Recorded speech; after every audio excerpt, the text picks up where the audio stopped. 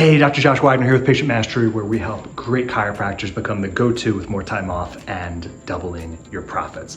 So I'm here in New York getting ready for the upcoming Patient Mastery Mastermind. And this coming month, October, in Patient Mastery, our focus is called Money Moves. That's where we show you how to be smarter with your money, how to make more, save more, knock out more debt, and not get caught behind the eight ball when it comes to money stuff. And in this quick video, I'm gonna share with you where chiropractors go wrong oftentimes when it comes to income and lifestyle and what you're making, and realizing that it's all about percentages over numbers and over dollars. And we go into that more at Money Moves deep dives in Patient Mastery. Under $1 million practice. So the majority of the profession is under $1 million practice. And if you are having 50% of your total collections and revenue on a monthly basis go towards your office overhead, your expenses, and I'm not even including what you may pay yourself W-2, that's a good thing to strive for. Now, if you're below $250,000, you should be even less than 50% overhead. But let's just say we're talking about under $1 million a year revenue collections. This literally, let's say office overhead, on average, if you're doing 50%, that's good margins. Now, what happens to the rest? Because let's give an example of $500,000 practice, so about $40,000 a month collections. So this would be approximately 20K. This whole thing would be approximately 20K if you're at a 50% overhead margin.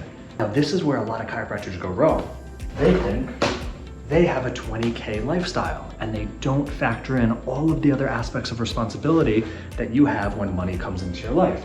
So 20K responsibility, the house, the cars, the property taxes, the country club, the toys, let's just buy more crypto because there's more money in my bank account. Like all these crazy notions of how to handle your money. And here's some things we forget about. Out of this amount, there's gonna be a certain amount that you need to set aside. You're gonna owe taxes. If you're making profits, you owe taxes. If you don't pay taxes and you try to have some backdoor scheme, that just means you're really not making any money for your life. So some of it is gonna go to taxes. You know your tax bracket, you know your state tax, and some people even have city tax. So you gotta figure that out, that percentage. And you've gotta put that aside and not touch it, so at the end of the quarter, or 6 months, or even year, you pay that incorrectly. What about the rest of this? Is this still all yours? Well, not necessarily. And this is what we teach inside of Patient Mastery. There's gonna be portions of this that go to personal debt. Now, you may not have it, and when I say personal debt, I mean bad debt. So not your mortgage, but if you have credit card debt, if you have personal line of credit that's got a high interest rate, especially it's over like 6%, personal debt. Now, if you don't have any personal debt, that could go towards wealth. There's gonna be a certain percentage that you're gonna put towards retirement. I think this year it's about 68,000 pre-tax that you can put towards retirement. There's gonna be a certain percentage, maybe you tithe every month. And if not, you can put that somewhere else. There's gonna be a percentage of personal overhead. So this is your mortgage, your cars, your groceries, your clothes, your toys, your weekend fun, things for the kids, all of that. And there's other categories in here too. The bottom line is, when you understand the correct percentages, when you understand that money has to be put in different areas on a monthly basis at the very least, and some of these need to be done on a weekly basis for you to be ahead of the game and have a lot more when you retire. When you understand that percentages are more important than the actual number, of course, making more money always seems good, but if you don't balance and have the right percentages, that's why you see people who make a lot of money end up losing it all, making bad decisions, going bankrupt, or still not being able to pay off their debts. When you understand percentages is more important than the actual dollar number, and the more you handle these responsibly, the more life rewards you and gives you more.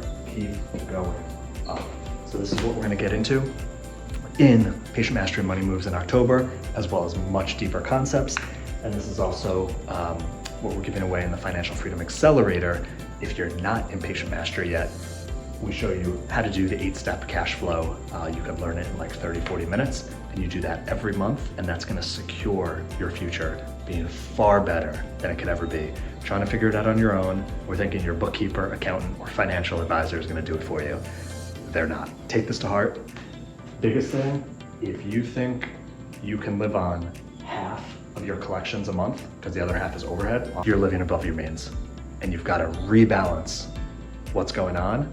And it doesn't mean you have to sell the house and sell the cars and totally lower your lifestyle, but it means you've got to start making more total collections with the same overhead percentage and not increase your lifestyle.